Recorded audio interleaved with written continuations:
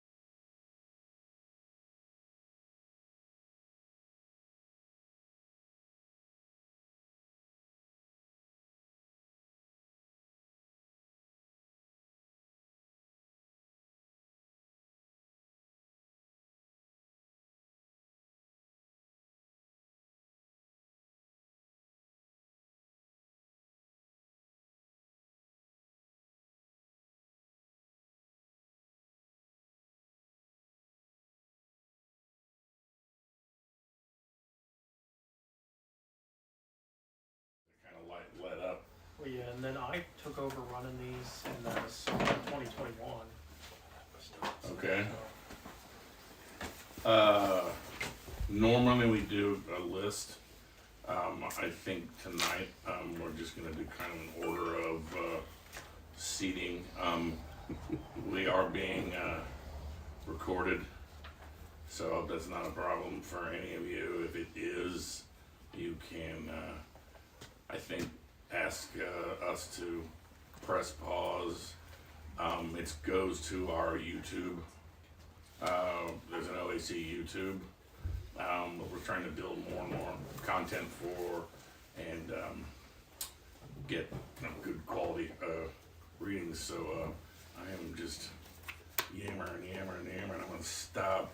And please come up, take a seat, stand, do whatever you want. Prowl, intimidate the audience. But just, if you wanna be on camera, make sure you're on camera. Yeah, you kind of gotta be in this kill zone. Not to, sorry, that's probably a Up to tongue within brain. 6 inches in front of the Yeah, camera. okay.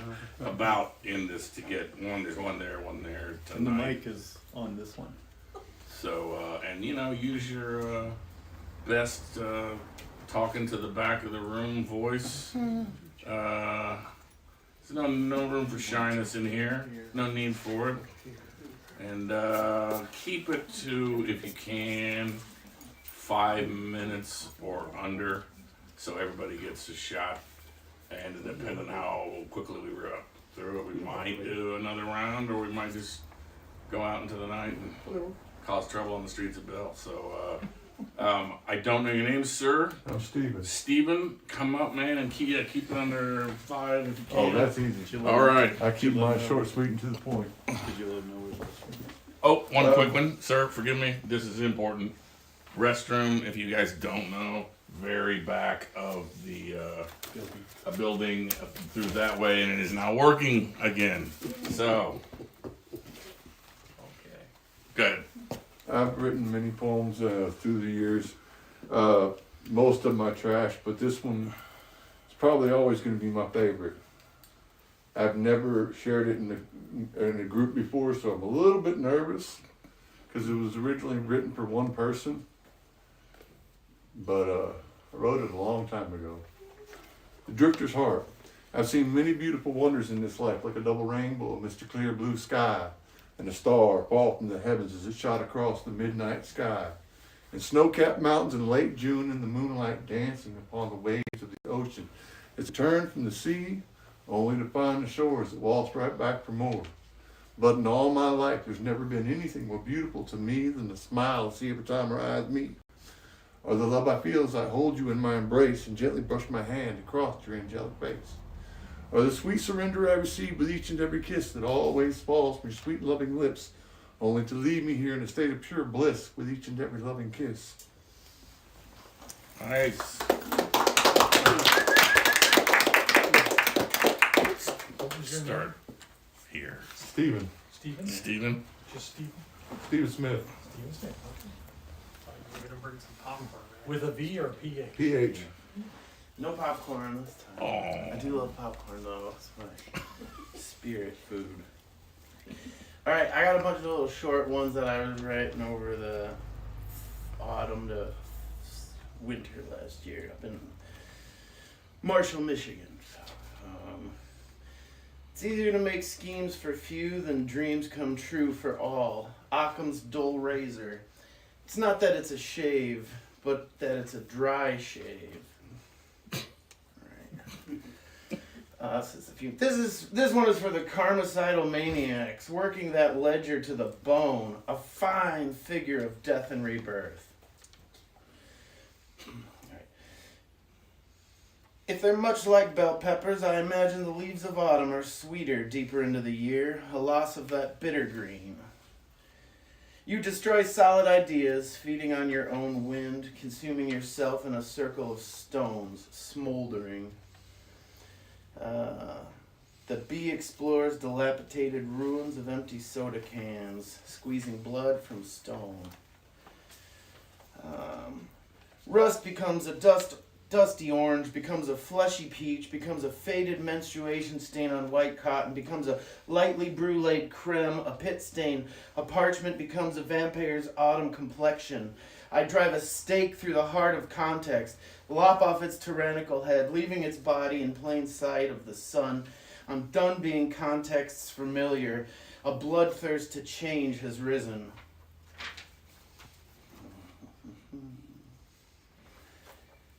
Okay. Cloud cover thick, Winter rustles from hibernation, gray iron maiden of seasonal depression. In late autumn, you can feel icicles being sharpened late at night.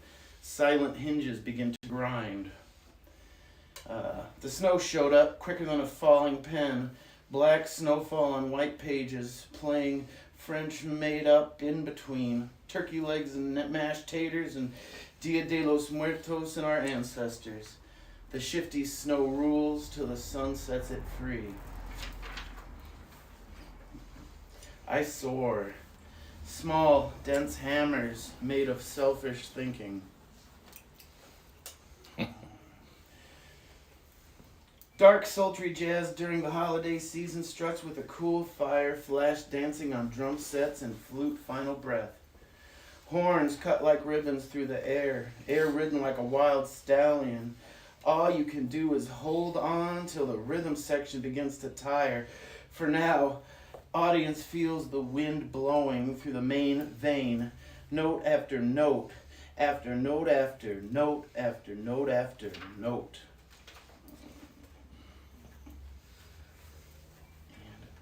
And I think that's it for me. Thank you. What's your name? Ray. Ray Swaney, S-W-A-N-E-Y. Judge, you ready? Sure.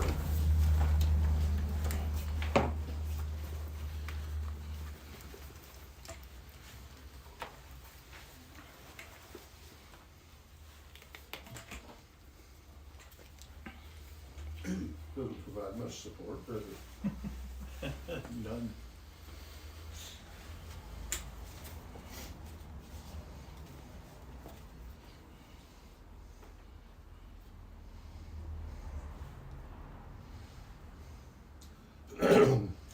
I think I want to open the season with one of my favorite poems that I didn't write, but it kind of reminds me of what I think we ought to be. It's called $3 Worth of God. It's written by a guy named Orville Reese. I would like to buy $3 worth of God, please. Not enough to explode my soul or disturb my sleep, but enough to equal a cup of warm milk for a snooze in the sunshine. I don't want enough God to make me love a black man or pick beach with a migrant. I want ecstasy, not transformation. I want warmth of the womb, not a new birth. I want a pound of the eternal in a paper sack.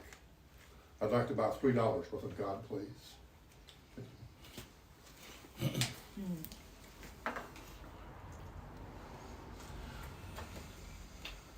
This one has been around for a while, but with all the stuff that's going on in the news these days, and politics, and Tennessee and other places, I'm getting tired again, and that's the name of this poem. It's called Tired.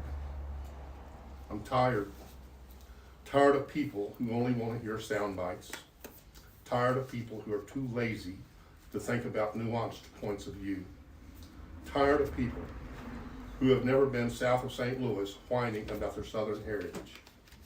I'm tired. Tired of people who think all police are good. Tired of people who think all police are bad. Tired of people who say they're not racist but say racist things. I'm tired. Tired of people who think that flying a traitor's flag is the equivalent of wearing trousers too low. I'm tired of people who shoot their mouths off on Facebook but want to stifle criticism. I'm tired of people who are against choice but for stopping SNAP. I'm tired. Tired of old people who are for health care for themselves but not for those under 65. Tired of people who say they're for freedom but okay with brown kids in cages. Tired of people who claim to support the Constitution but only when they like the result. Tired. I'm tired. Tired of senators who say they are for due process but refuse to allow witnesses at a trial. Tired of politicians lying every damn day. Tired of public corruption. I'm tired. Tired of Baptists hating Muslims. Tired of Muslims hating Jews. Tired of Jews hating Catholics. I'm tired. Tired of Democratic tribe members. Tired of Republican tribe members. Tired of cheap, lazy independents who never contribute to or work for anything. I'm tired. Tired of thieves who cheat on their taxes. Tired of people who think not being inconvenienced as a constitutional right. Tired of people who say the minimum wage is stopped too low. I'm tired. Tired of poor people blaming other poor people for being poor. Tired of ignorance being a virtue. Tired of men being mean to cover for insecurity caused by low IQs and small penises. I'm tired. Tired of people who would sacrifice others for the economy, but not themselves. Tired of lazy, low IQ assholes who only repost memes because they are too intellectually challenged to have an original thought. Damn, I'm just tired. Thank you.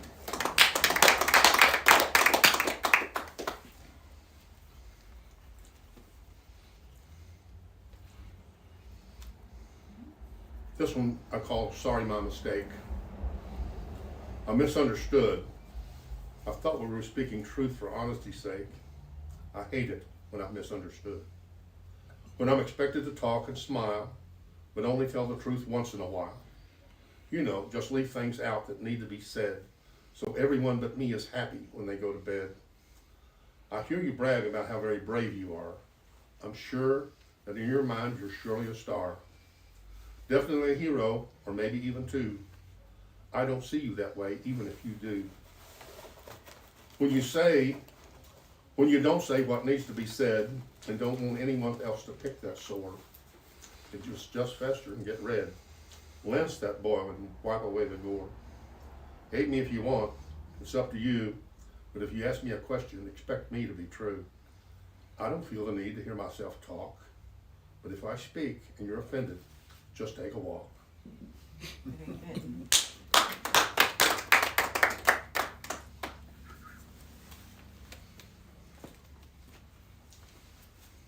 A lot of you are probably familiar with Scott Young's Second Chance Breakfast Club. No, I doubt they are. Scott Young is the superintendent of schools at Theodosia, Missouri, and he teaches one class of poetry to disadvantaged and kids who are abused and neglected. They call themselves the Second Chance Breakfast Club. And it's really cool because Scott sends the poems that these kids write to Althea Drimmer in Corning, New York, who puts them in like in an origami thing like that, and then mails them out to a list she's got, and the subscription of the price for the mail is just the postage for the mailing. And so, anyway, this poem is for the Second Chance Breakfast Club. Pull up a chair and join the Second Chance Breakfast Club. You don't need a pocket full of dollars. You don't need a debit card or an American Express. What you need is much harder to come by. They don't serve sausage gravy and biscuits with eggs over easy, or buttermilk pancakes with maple syrup. Their fare is more discriminating than that. It's ideas and kindness and empathy that they consume.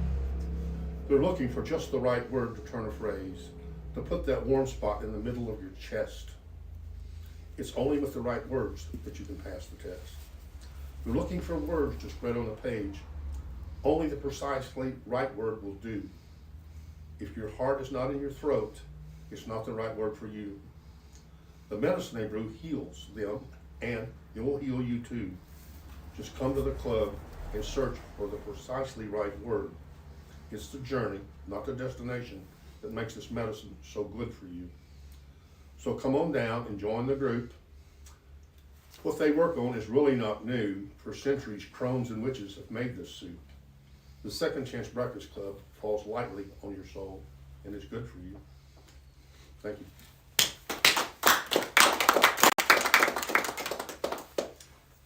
And the last one I'm going to read tonight is called Mother Had a Hobo Soul. My mother had a hobo soul. Her heart was open to hobos when it was cold. She fed them all, both man and beast. She didn't seem to mind in the least. We were poor in the extreme, but I don't think I knew that. I didn't understand the concept of greed. It was simple. You share what you had with others in need. You do that even when what you got ain't too much for you. Just cut it in half so that there's two. They say hobos left signs on where to go. For a handout, it was an X within an O. Mama didn't know, of that I'm pretty sure. She was always smiling when she answered the door. Children learn from examples, they say. I'm entirely convinced that's what happened to me. Thank you.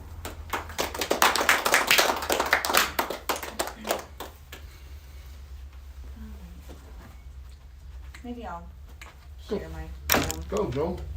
I'm almost embarrassed to share it because I feel like I did it for my own healing, but yet I don't like to complain about my childhood, so it makes me seem ungrateful and weak. But I think poetry is a healing tool, and how I can make it through. Like I said, when I wrote this, it made me cry, but I think that's a good thing.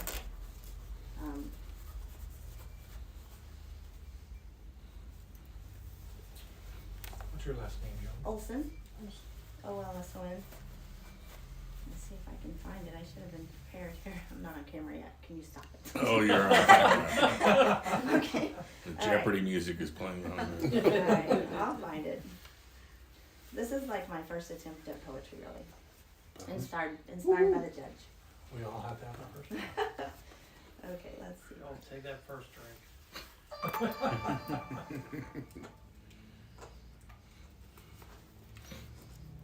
I haven't even read it since I wrote it, so I probably won't even be very fluent, but.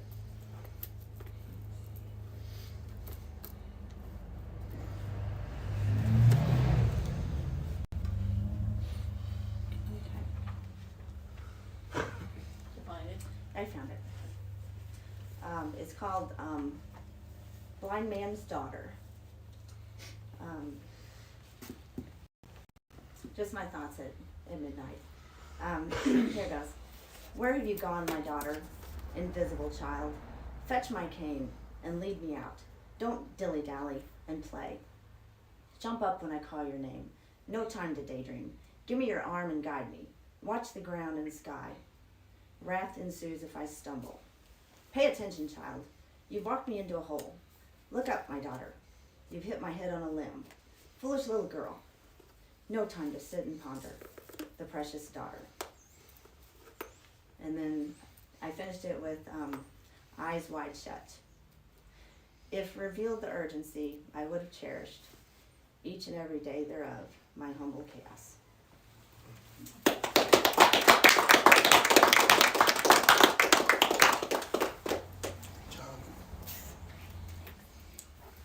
Did you? Nope. No? Nope. Sure? Yep. Not yet. Nope. Oh, but She possibility. has an idea, though. Okay. I wasn't for sure what was happening. She didn't know what. She didn't even know she was coming until Canning. last minute. Oh, okay. I like this new system, guys. That's the point.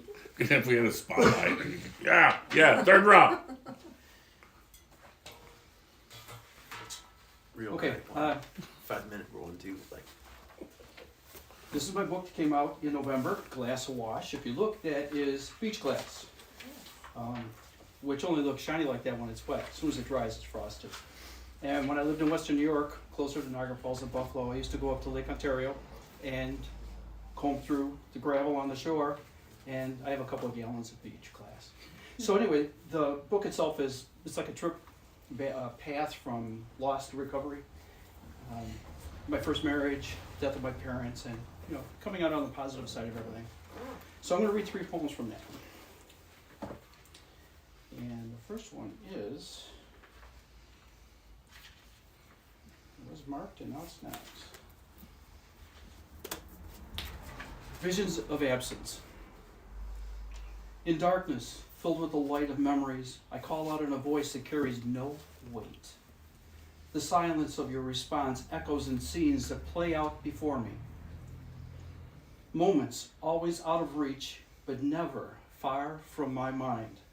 Even in waking dreams when I know you are gone, but always with me. Separation knows no distance. Dreaming or awake, day and night are the same. Your absence, all the difference. And the second one is fold it over here. Let's see. Winter Garden, which is only a couple pages away. Winter Garden, Spring's Promise. Fractals on a winter pane Fractals on a winter pane map the choices I face. The surreal landscape of emotion silently sculpted in a long night of loss, barely discernible in its blanket of grief. Memory, the breeze that wends its way through my soul, carries soft echoes of the pain. The changes wrought by winter welcome new growth. Fractals shift, offer a glimpse of a garden waiting for spring. Its colorful promise, mine to keep. Joyful, like the seasons I knew before that long winter.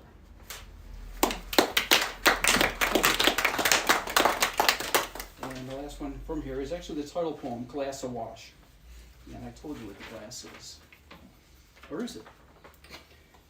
Edges smooth, rolling, tumbling, luster restored in the wash of a lapping blue, kissing the sand as it rises, falls with each wave, tumbling again and again, nudged finally to lie beneath the drying sun. From swaying reeds, a redwing remarks on its beauty, soon consumed by a frost, a reminder of each kiss found in grains of sand. Thank you. Thank you. And I'm working on another collection of basically nature poems. I get inspired by kayaking and hiking, so I'll read two of those here. Falling Leaves. Oh, and this is a pantoum. Falling leaves. Slowly drifting, turning round, riding on the faintest breeze, floating past without a sound, omen of a coming freeze. Riding on the faintest breeze, vibrant hues of red and gold, omen of a coming freeze. Seasons passing, here foretold. Vibrant hues of red and gold, gentle, still upon a stream. Seasons passing, here foretold. A vessel now, so it would seem. Gentle, still upon a stream, floating past without a sound. A vessel now, so it would seem. Slowly drifting, turning round. The last one is it's pretty much the same image. Last Dance. Freedom found in a water dance. Golden leaf of sycamore slowly spinning, matching each move of its mirrored partner. Green shades shed for vibrant, short-lived hues. In a frosty kiss, married to a fall, grounded in water. No longer constricted, tethered in currents of air, free to dance where the water may go. Short, though it is, this last dance. Thank you.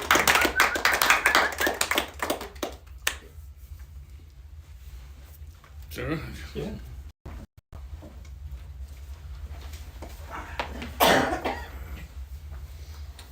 I'm Mike Strosahl. I live in Jeff City. We'll start with a new one. It's called Leaving the Homestead. There is dust in the corners, an old straw broom unused. There are cobwebs waving with the draft, vacant of entanglements, abandoned by the starving who have fled this great hunger for a new mind, infested with a buzz of ideas, newly winged larvae, fresh from the carcass. There are shadows, curtains moving over boarded up windows, eyes clouded to inspiration.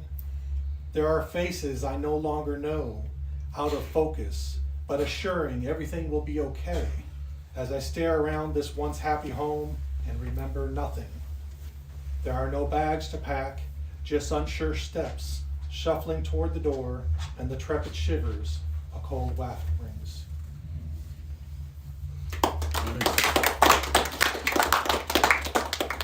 I call this one Salsa Dancer. Somebody was making fun of me because I like to open up a jar of salsa and just drink it. So that's just What's funny about that? Rightly so. So I don't know if anybody else does it or not. I do it. So. There's worse things you can do. There you go. So this is a story of somebody who drinks salsa. Salsa dancer. In younger days, he poured in a shot of Cuervo, stirred it into the peppers, onion, and tomato, booze in a salad, he joked, as he chugged from a jar, chewing chunks, enjoying the burn, as he jumped down out to the dance floor, sharing his heat with the ladies. He said it was his cure for the queso in the veins that took his father at 50, the granddad he never knew just shy of 43. Mama's gone now too, and those amazing enchiladas he does his best to replicate, to eat all alone these days. He's outlived them all. He gave up the tequila about the same time they took his license, a year after retiring, when he decided he didn't need to go anywhere he couldn't walk. Downtown for the mail, the bank, a haircut, the Dollar General for food. He opens another salsa for a swig without the sauce as he shuffles his lonely dance down the alley and back home to reheat leftovers in the microwave. Warm tortillas, meat and cheese, a scoop of avocado to refill the day, to clog the flow just washed out by the morning's bottle.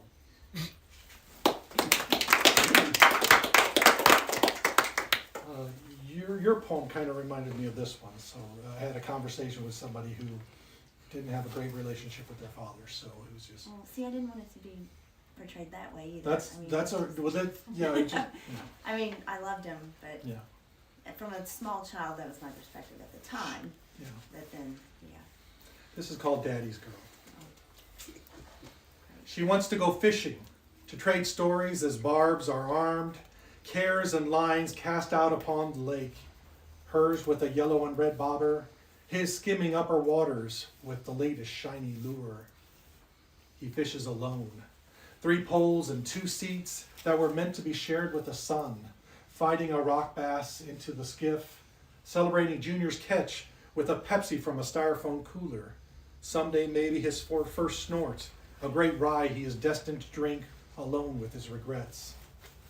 She wants to count the seams of a fresh leather ball, hurling it with all her might to slap a weathered glove, hoping to hear a pained yelp as he pops it out to his left, shaking the mitt free, praising the frozen rope she just fired across the yard. He bounces old baseballs off worn boards of the hay barn, tosses it high into the sky toward dreams unfulfilled, steadying his hands to receive it back without blessing, rubbing it furious into the cover, gathering his anger, rubbing it furious into the cover, winding it up yet again to refuse it, to pitch it into the face of God.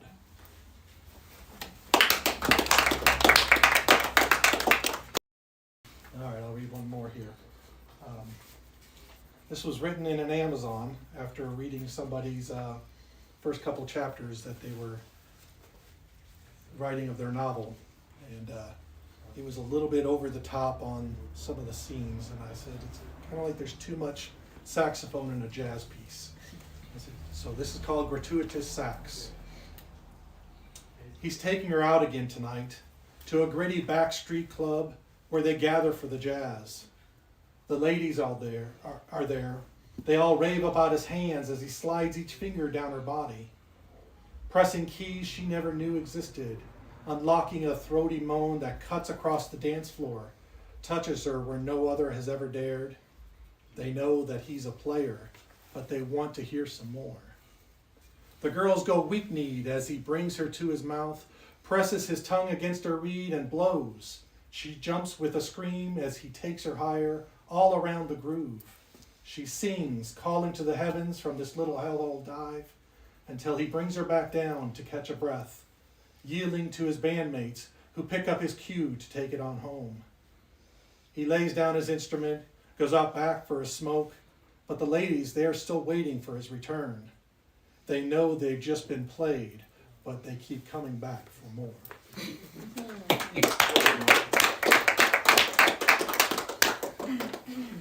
You do know how to You gonna read. try one from the couch, maybe? I could try to get up. You don't need to get up. Right.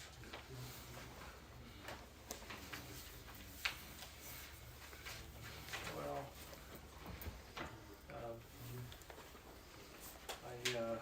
as a lot of people online know, I had cancer surgery last Wednesday, and so they told me I might be in the hospital for 5 days or 5 weeks. As it turns out, it was 5 days, so. But, I needed to keep writing, and the only thing I could write about was the cancer, because the only thing I could think about. But I started writing these poems, and then my friend Kendall printed these books for me, and I think he sold easily a few hundred of them. But, so I'll just read a few of these.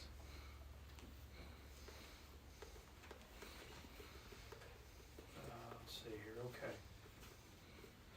This is Cancer Song number 7, and this is about a woman that I knew who was my physical therapist when I was a kid, because I have cerebral palsy, and she died of cancer at 35.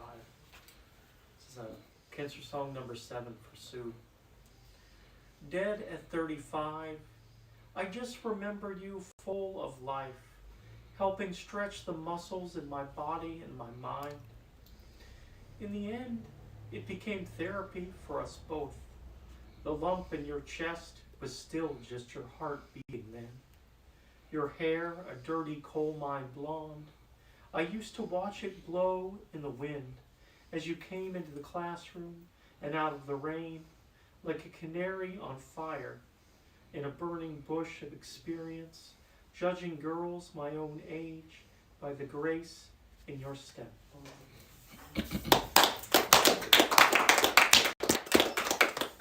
Let's see here. Oh yeah.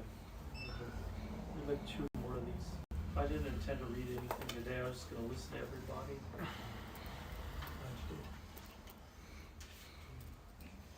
I'm just glad to get out of my house. I don't want to eat like a bird. Words coming and going in small bites. I want to think about girls I once knew sitting in the sun, becoming poems with bronze skin, becoming mothers with wide arms. I want to dream of them all. I want to swallow whole years of my past. Let's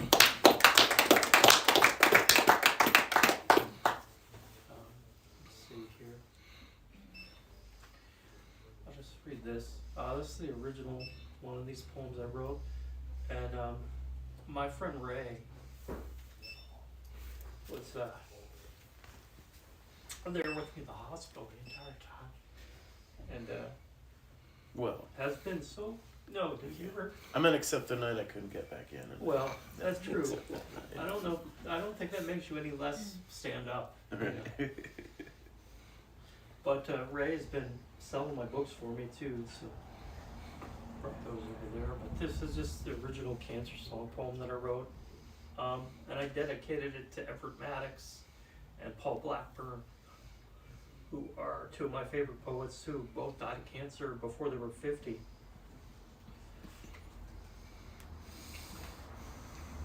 You made it closer to the sun than Icarus ever did. Still, I don't want to fly on your wings, headed toward happy hour or some homemade baseball diamond pointed toward your cosmic heaven, where Bob Creeley dances with one eye. Instead, I want to kick up dust made of my own memories. I want to teach myself how to fly.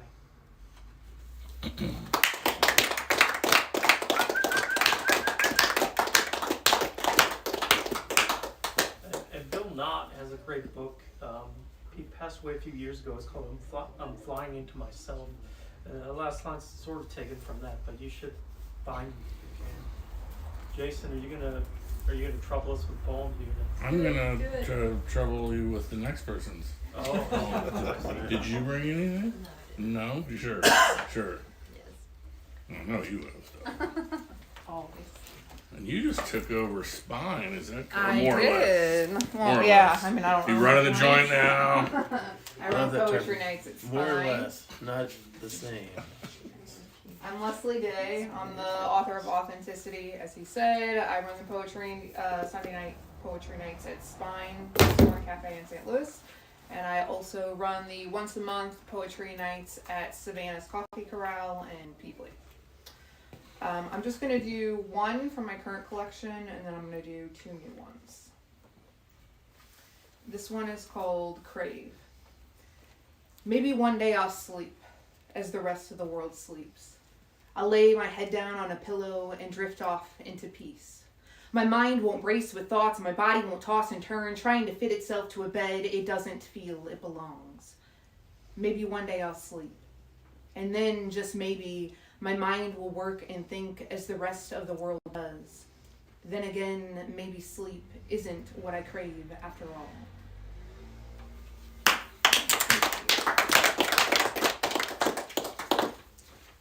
So this one I'm going to read an excerpt from.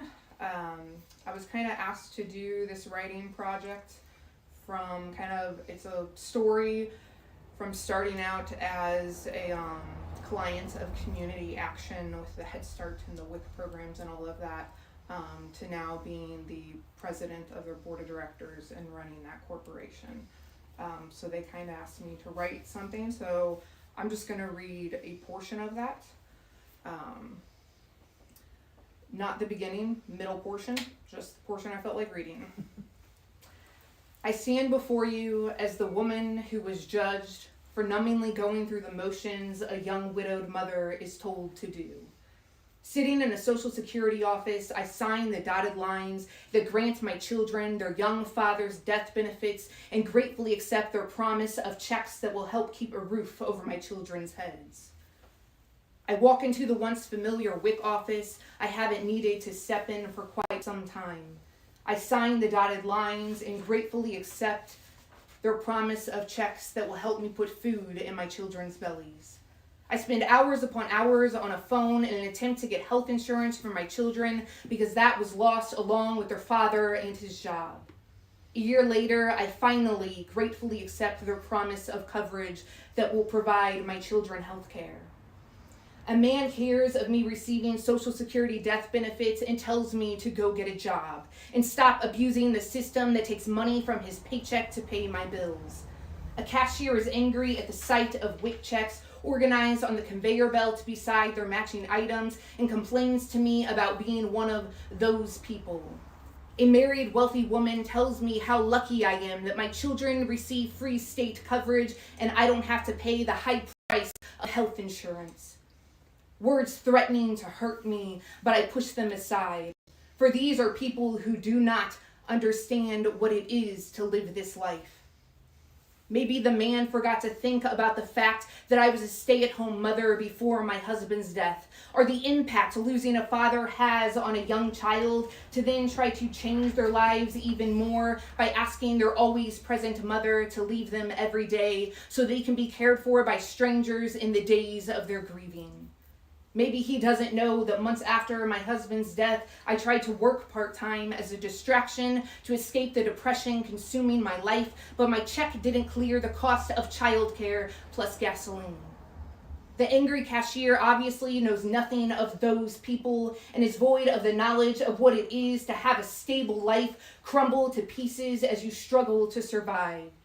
She does not know what it is to have no option but to ask for help. I wish the married wealthy woman knew that lucky is not the life I live, and luck is the furthest thing from my reality. I still question how she could look at me and think that I am lucky. I would give up any amount of benefits received in exchange for my husband and the life I used to have. Why can't people understand that these so-called benefits that have been bestowed upon myself and my children have already been paid for by the high price of an actual life?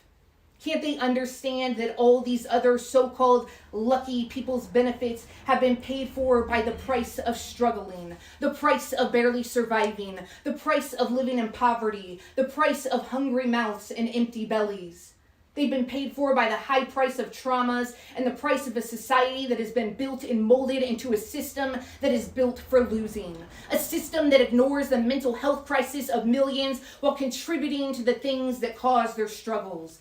The brick by brick stigma that was built by a society that told us mental illness was a myth, and if you suffer from symptoms, you must be doing something wrong. You simply need to tell your brain to be stronger. And don't ever even think of being weak enough to ask for help. This generational mindset in this system that some of us fight desperately to dismantle is what puts me and everyone else in the positions they so greatly despise. So tell me, what part of that is the part that people do not understand?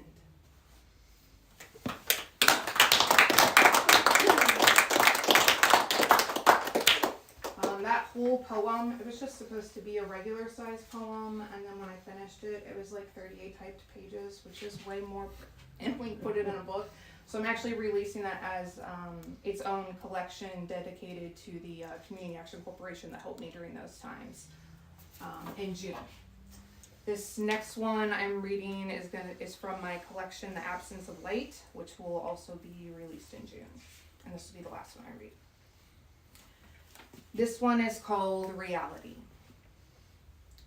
You tell me to think positive, to have faith, and everything will be all right.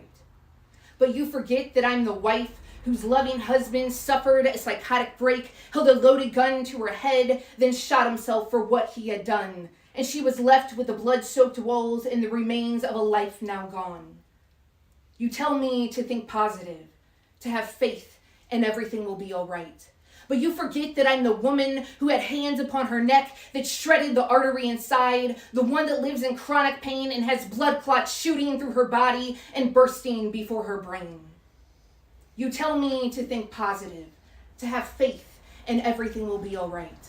But you forget that I'm the body that rejects drugs and sedation and lies awake on an operating table as a scalpel slices through flesh and foreign objects enter the blood vessels within.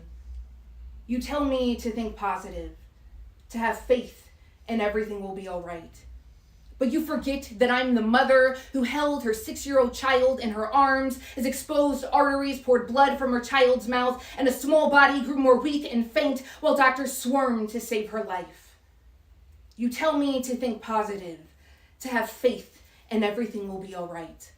But I sit here as a mother holding her 11-year-old child in her arms as she screams in pain from something unknown growing beneath her skin. And concerned doctors' faces speak of tumors, lymph node surgeries, pathology as the unspoken word cancer lingers in the air.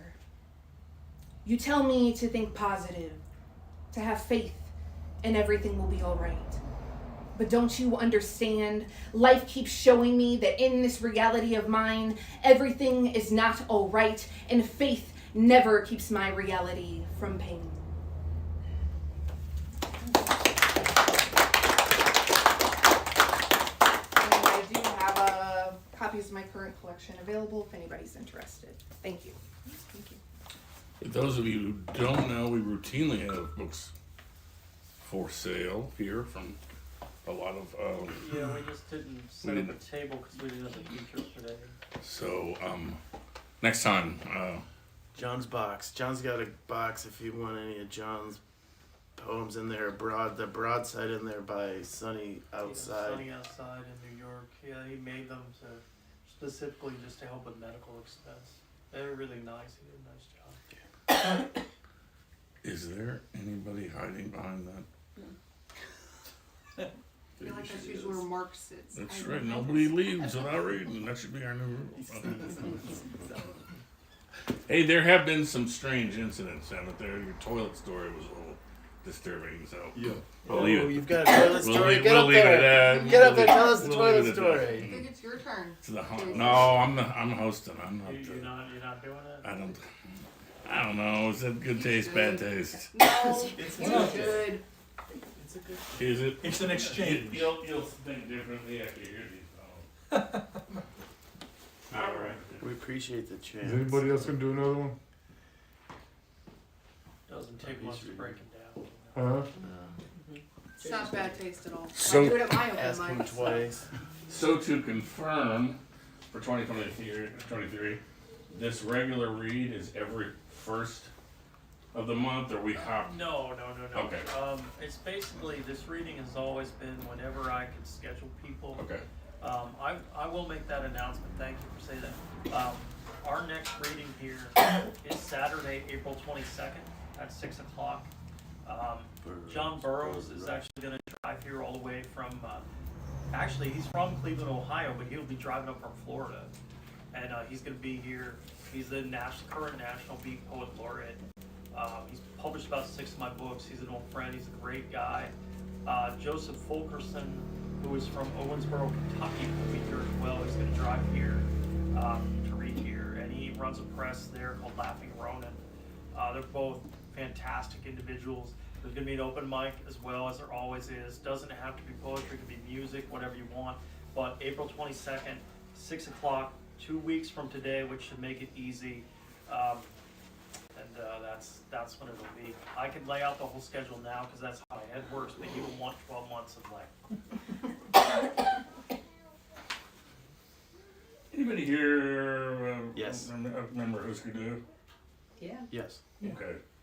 But you asked if anybody was a member of Husker Is there anyone here, a secret member of Husker Du? This is men of roughly Husker Du era appropriateness. An old blue truck with a black origami crane hanging from the rearview mirror hisses down a slick, small-town street upon which a thin sheath of ice has been slowly forming all day, beneath a cold, sunless sky of clouds that look like pillow stuffing. And an old cassette tape deck is reeling out Husker Du's Zen arcade into the superheated air of the cab, where 3 men of roughly Husker Du era appropriateness hoist hand grenades of Mickey's Big Mouth malt liquor in the dashboard's glow while singing along as best they can remember to songs they once had burned into their brains. It's called Starry Sky Above a Leafless Tree Line. The world's a dark theater tonight. Its curtains of clouds drawn back to reveal a widescreen, panoramic shot of a starry sky above a leafless tree line, for which we can imagine what the musical soundtrack might be. Maybe something moody and atmospheric. Maybe even ominous and full of menace. Or to our own surprise, just a couple of cows bellowing out to each other, back and forth, from different dark points across the valley. Or lone farm dog out patrolling the woods this evening, whereupon our story requires that the first plot point show itself now with the dog finding the body of a census taker who's been missing for months. Didn't say they were happy.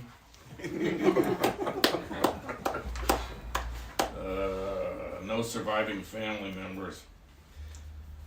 There was a straw, stingy brim fedora hanging from a nail in the wall right next to a black velvet Martin Luther King, black velvet Malcolm X, and a black velvet John F. Kennedy Jr. lined up in a row beneath one of those 3D paintings of a blonde-haired, blue-eyed Jesus holding a baby lamb, where Jesus and the lamb's eyes followed you around the room like you were going to steal something. But the old boy didn't need any of this stuff anyway, and we were there to haul it off to the Salvation Army, except maybe for 100 of the most badass blues records I'd seen in a long while, many of which we listened to late into the night. R.I.P. William Willie Johns. Last one. It's called Frontlines. It's not really rain in the way one might think of it when somebody suddenly says, Hey, it's raining out there. Whether light or heavy and not even a drizzle, but more of a slow drip, drip, dripping that just won't stop. And every now and then, from a number of unknown positions in the trees, groups of crows have been trading insults back and forth all day with each other like soldiers on the front lines do when they know it isn't their war. Thank you. Yeah, if you're not friends with us on Facebook, find us, and that's where a lot of the scheduling and stuff goes out. Yeah, I can. If you're not friends with me on Facebook, you can find me. I can give you the whole schedule for the entire year. Because honestly, I'll be like they told me I might not make it through my surgery, so I programmed the entire year. So I have it. So if you want it, I give it to you. Jason can get it from me. Tony was saying earlier, like OAC Media, that's the YouTube channel for these videos. They routinely pop up in my feed, and you can watch past readings. And I think we have recordings that go back just about 2 years. And there are some older ones too, but that was sort of out of sequence. But yeah, literally, I can bother you with the schedule for the whole year. We have a ton of features coming up. In our first, like, little over a year or so, we have about 50 people come from out of town to be here. And this year alone, we have about another 50 just in this calendar year.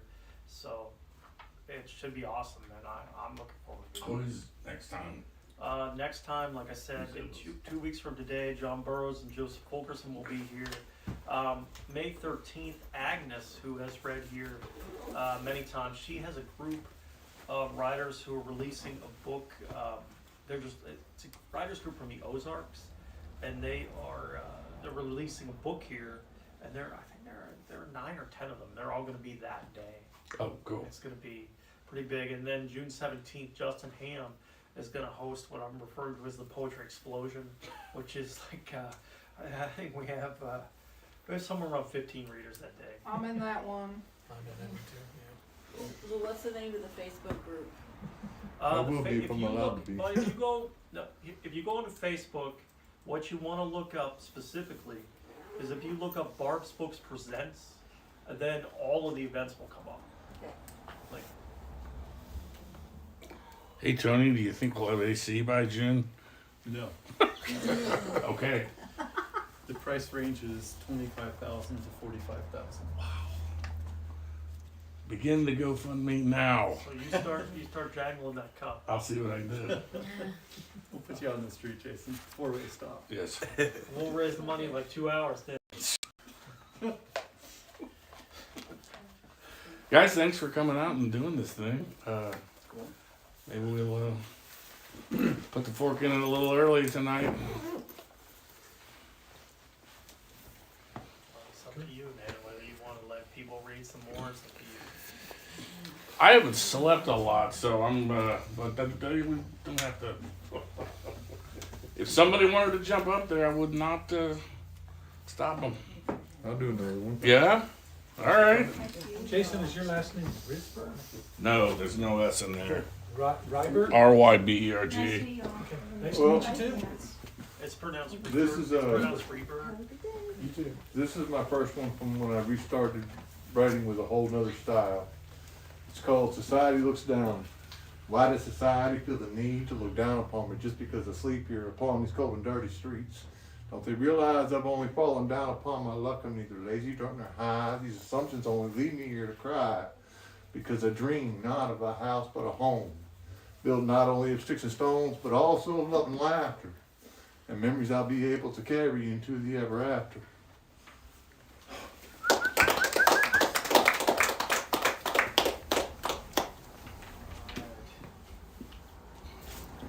I'll read a couple more. All right, jump on. Cool. All right. I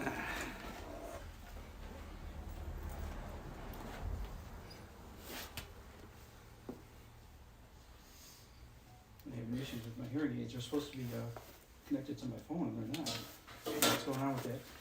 A friend of mine was doing that the other day with his phone with the hearing aids. Yeah. It's a conspiracy, I'm telling you.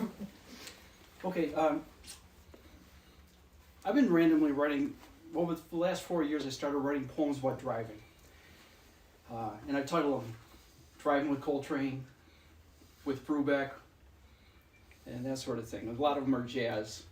And actually on this trip we took to Wyoming 2 weeks ago, I wrote 2 of them on a trip to there. I'm still working on them, but one of them actually that I wrote is in Glass of Wash, so I'm going to read that. It's called Driving with Miles. And what I do is I'm listening to the music, and I'm also processing what I'm seeing, you know, while I'm driving, because I drive to Buffalo to visit family and I drive back, so I mean it's a 10, 11 hour drive, 13-hour drive to Buffalo. And I just get that in there, you know, my thoughts, etc. So, Driving with Miles. Rain falls steady, and I say, so what?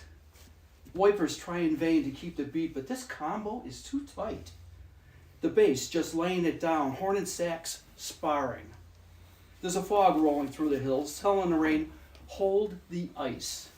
This is just too cool. Bare branches with pines the only green in a landscape of white on brown. Wait, a lone birch like a ghost that knows, as blue as this feels, there will be no blue sky. And that so what refrain slips in and out. Narrow roads now, winding through wet grass lined with granite and marble. A memorial among memorials, some barely legible. Everything here is blue, except the pines, white now with big, heavy flakes. Country roads skirt the mountains. Snow now a powder hangs in the air like a fog. Roads slicker than the music. Hands tense on the wheel. Piano eases through me, slowly levels out, brings me back to the lake. Out there, somewhere, blue, asleep within the white. So that one, thank you. That one I was driving home from my brother-in-law's funeral service up there in New York, just wanting to see Lake Erie. All right, and let's see. See if we can figure out what song I was thinking of while I was listening to when I wrote this while I was driving. Driving under the influence. I have no love lost for lake effect snow or the blinding whiteouts of western New York weather. I just take it as it comes. And when it comes down like this, slow and steady, it's like George strumming that backbeat. But up ahead there's a wall of white, and I can feel his raw notes, all the while thinking about my baby scratching my back when I get back home. I know this snow won't last forever, and when I go back to Missouri, I'll be asking where winter went. When bare trees are the only accent on a brown landscape that makes me miss lake effect snow. The one consolation is my baby waiting to pour me a drink. Forget the bourbon, but one scotch and one beer, hell yeah. Thank you. And one more. So, I have a PFO. It's a hole in my heart. The upper chambers are connected and they're not supposed to be. The hole's not supposed to be there. And I've had it all my life, and I didn't find out until about 3 years ago when I had a mini stroke, which was probably a blood clot going to my brain. Go with the flow. I wrote this morning. Go with the flow. Blood flows, knows where it should go. Sometimes goes where it wants. Take my PFO, please. That hole in my heart that lets blood flow where it shouldn't sent a clot to my brain. The strain, minor, this time. Or the bruises on my arms, everywhere. Spatial orientation gone to hell since that TIA. The blood thinner to stop those clots? It whispers to my blood. There's fresh air beyond that skin. Go for it. And minor cuts are just plain scratches? Let's just say I've used more Band-Aids in the last year than I have in the previous 69. Like I said, blood knows where it wants to go.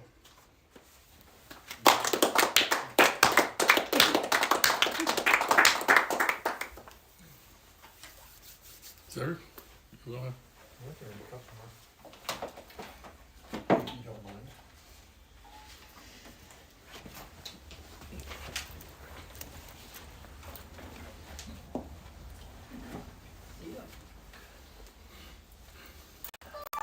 This was a story idea that a poem idea, then it became a story idea, then it cut back to a poem idea. So. Guilt and the Juice of Tomatoes. I was the child. I was the one running through the fields, chasing the yellow moths into the tomatoes, where father and the other pickers carefully removed ripe fruit, placing each tenderly into the burlap, calling to the overseers as bags became full. To those keeping track, the crop was disappointing, but to a child, each luscious bite was pure joy, stray juices and seeds dripping off the chin, trickling into the sackcloth mother made my dress from. Daddy heard me laughing. He smiled at the mess I made, then looked past me with concern. He wiped my chin with his finger, licking it clean. Go find your mama, little one.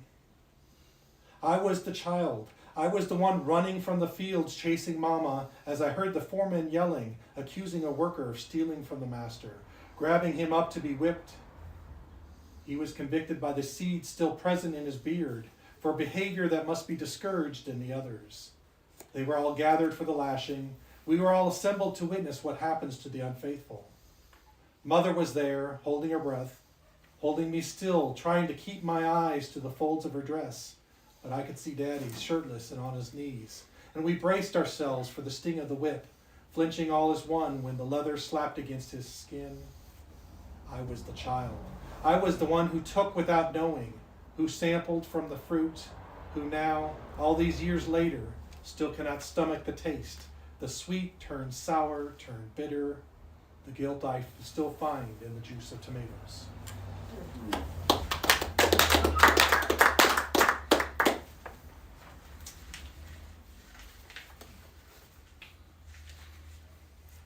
want to read too long of one here this week.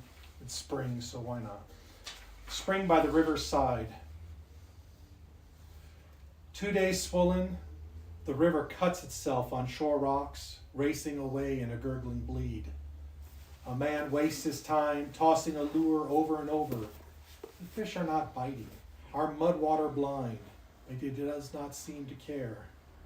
I came for quiet, a few moments on the bank, and to myself, I came to take a second look at the sycamore branches across the water, rising out from the edge like antlers planted, tall and white, by old deer who stopped by for just to sit and never left. There is green starting, leading me to wonder which trees are late and which ones will soon fall with a splash into swollen waters, bruising the surface that continues to heal as it flows. All right. Mark, good to see you here. This will be for you since you didn't get to hear the short stuff earlier. Let's see. All right. Don't dock my dock. It was written on a dock, so it's not very clever. Well, Fuckleberry Hen, that's a beaut of a river. A half till sunrise. The baritone chirps of the heron fly upstream. Beanbag bird heads. Geese honk and wait, stationary. 70 station wagons, mothers arms out window and up, smoking diet cigarette waiting to pick up child from night school. The warm thrush of departing wings ring true. As the din dies down, the lavender blooms up creep, hatching on a 1/8 acre island, skirted in lush dewed green grass in the Kalamazoo. The mozzies bite in a new day. You could say I've seen a few. Now, a new rising sun, them vampires too. If your creek is running, go catch it, be still. Listen to it, scratch. The backwater cricks, an up-and-coming DJ throwing down on the unos and doses at the speed of dawn, down at Club Confluence. If your creek runneth over, you done got yourself a flood. A river, as the slow fall of man really doesn't make show its falling nature. killed by the sun's ray guns, evaporated into heaven. Amen. Amen. Turns out the afterlife is a rain cloud. Come up, nuclear sun, King Heather Locklear, electric peach fuzz on the silhouette skin of low, dense east clouds. Come furnace, we clay. The night's left me cool, cats. The black squirrels, too, are here for the show. Up in the oak tree mezzanine, America's Jim Crow balcony. Langston Hughes has got me by the short lyrics and is swinging me around his head. Come rise, history, shine your light on the states you can never visit. You've got to have faith. The sun shines on us all differently. Never metaphor I didn't like. I'm interested in your autobiography. In the rising day of now, can you be better than then now? Soon now, asking for a friend. Just how? I'm in mourning. It's glorious dawn gets you clean in Die Geschirrspülmaschine. Die Gestalt from the ancient drums to some New Orleans who visit in who-dat time machines. Levees won't stop the rising rent water. 100 years of platitude and we doing the same thing. The wailing white noise of the silent majority is killing we. I've got a silent thank you right here for us. During deep mourning, things can be heavy. Such gravy tots, such gut gravitas. Gravying is normal even in these difficult health conscious times. I toast bad puns, my jam, butter, I toast bad puns, my jam, butter, buddy. Never mind. But everybody agrees. The scales dance to songs of calories, nutrients, saving, spending, personal and shared reality, on, off, out, in, under, over, time, and space, duty, pleasure, tone and atonement, silence and forgiveness. I like when acquiescence takes the wheel. She makes me feel safe. I'd bulldoze off in the back seat and build nicer dreams in the meantimes. I'd be lying if I said the poem by the river is not pretty, preachy, glitchy, glib. Good thing the choir never heard that poetry is dead. It is here that I try to bury my last line, somber, final, grave, and find I lack the aptitude for even that decent epitaph. Anywhere far from a good sad laugh. One day I'll do the worm. I'll end up in a rain cloud. Sounds pretty nice. I always like travel and dance. Warm, rain-wet sidewalks are paradise. A million kisses fell in all directions, playing a beautiful dirge for a thirsty world. A million little men dance across the vast waters. Winged crane carry me home. Swing low, no more chariots. Let the bass line carry you on. Bump, bump, bump, bump, bump, bump it till the speakers blow. You're in the Repent House suite. Amen it. I said it. Is it time for a revival, dear? Put your dancing tent on. You are the big show. Yeah.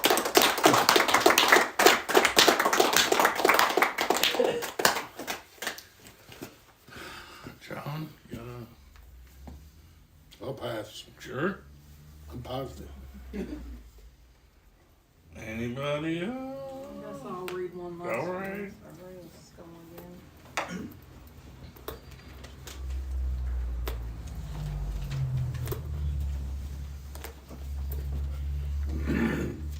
Well, if I can find that one.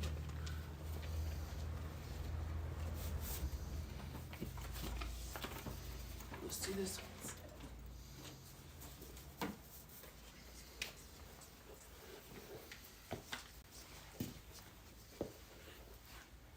Alright, this one is another newer one. It's called Empty Shell.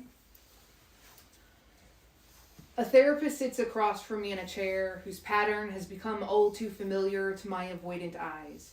His words warning a person can only take so much before that person will break, attempting to make preparations for the inevitability of the breaking point I must meet.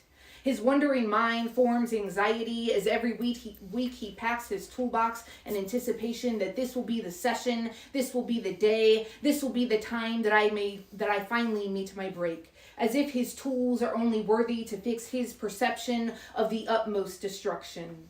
I don't understand the meaning behind his words. His eyes take in the sight of my figure, but he must be blind to what he sees. His ears process the words that come from my mouth, but he must be ignorant to their meaning. I have been shattered into tiny slivers and continually bleed from the cuts my own body makes and betrayal of continuing to live, as it struggles to move forward with time every moment of the day. He registers my lack of understanding just as I have registered his. I ask him what it is he is waiting for. He tells me there will come a day when I will be unable to pull myself out of bed to face whatever that day will hold, and that even the voices of my children will keep me from being succumbed by the darkness of this strange windowless room where I now attempt to sleep. My body will be consumed by the coldness of pillows and blankets and the mattress lying on the floor waiting with a gaping mouth hungry to swallow me whole. The void of unending darkness will be too much for what is left of me to bear, and I will give up on this functional level of life that I have been living. His words attempt the warmth of a hope. He pushes across the room to reach me with words that this will be a temporary stage, but I must understand this is a stage that will come. Catching the false warmth of hope and grasping it between my fingers, I crush it within my palms and watch as the fragmented pieces fall to the empty space between us.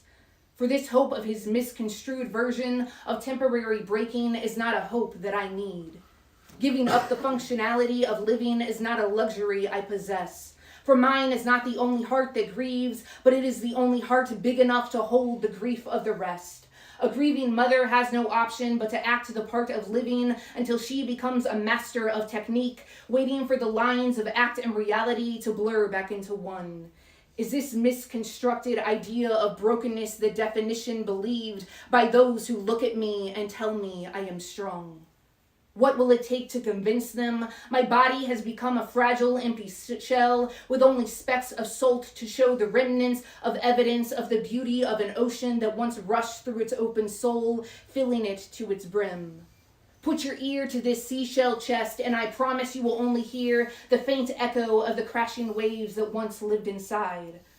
But broken bodies still move, shattered hearts still beat, damaged minds still think, and empty seashells still make a sound.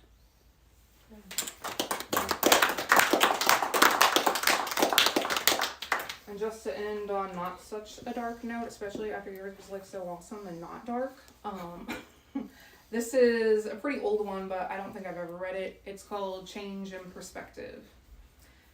I sat and watched my life waste away down a dirty drain. When I reached down and dug the life back out, the perspective had completely changed and no longer showed the same definitude of what is right and what is wrong. I cannot lie, I tend to like its new and warped demeanor. It's free from the common constriction that used to hold me tight. The things my mind once construed as fact have faded from my sight. For life is utterly fragile, even when we do the things we once considered right.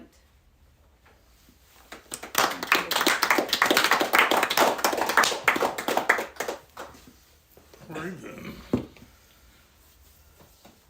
Special thanks to Tony, Aiden, Wherever he went. and Mark McLean for providing this spot and recording and all of their Thanks to our host. wonderful so yeah, keep you guys eyes, ears, noses peeled for the rest of this month and into the season. Jason, do you mind if I say a couple words? Please. Thank you. Hello, gentlemen and ladies. My name is Mark McLean. Thanks Tony and Jason and John Dorsey for getting us all here, in a sense. Welcome to spring. I'm really proud of all of you because you made it through another Missouri winter. I say that really in a good way because I've spent half the week fixing the broken pipes in this building. And if any of you had a chance to use our glorious bathroom, it's a celebration of the end of winter. So I wanted to take a moment to publicly celebrate John Dorsey's recovery. It's been a long journey for John. this last year, and he's touched most of us in our lives, but it's been a great opportunity to help him, I think, through this process. And what do you're post out like 2 weeks or less? The 19th. The 19th? 19th. So I'm really, really happy he's alive. And I say that a lot because I am, and I know this community is, and it's awesome to see you moving and up and alive today, right now. So I just wanted to say that.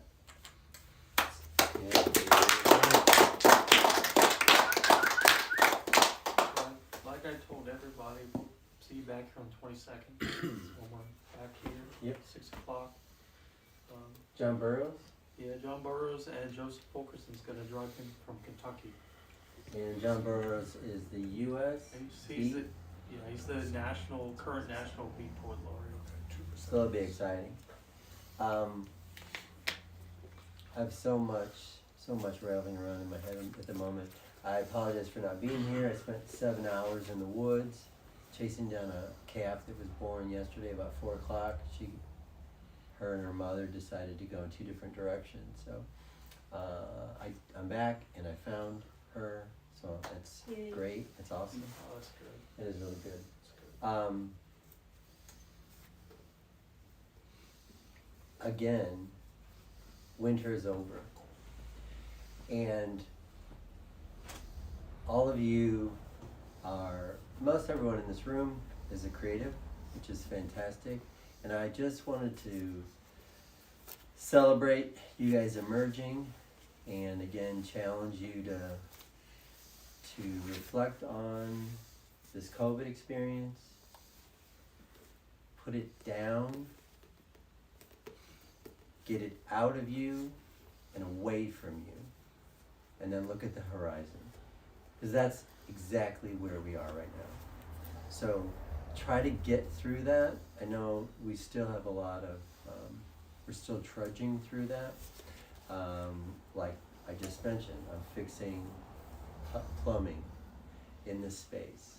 But that sun that we had all day today, it's really, really powerful thing. Sit in it. I know we're not supposed to, and let that into your life. Let's not look at it. Just don't look at Yeah, it. that's. But a lot more things, but I won't drone on really any more than I am. But welcome to Barb's Books 2023 That's right. season. John Dorsey has scheduled just a massive schedule for this whole year, and there's more to come. So we're really excited about that. Yeah, like I told those guys, the easiest way to look all of this up is just to look up Barb's Books Presents, and all of the events will pop up if you do that. Yep. So, So there's that, and then that's not exclusive. That'll be moving and morphing, and that's fantastic. So I'll stop talking at you, but please stick around in Belle a little bit longer tonight, maybe. Go to Bob's Custard. Just spend some money. Spend some money in Belle, please. That's my other hat. So You can get these anytime. I'll let you have the floor again, Jason. but I think thanks, we're everybody. done. Thanks, everybody.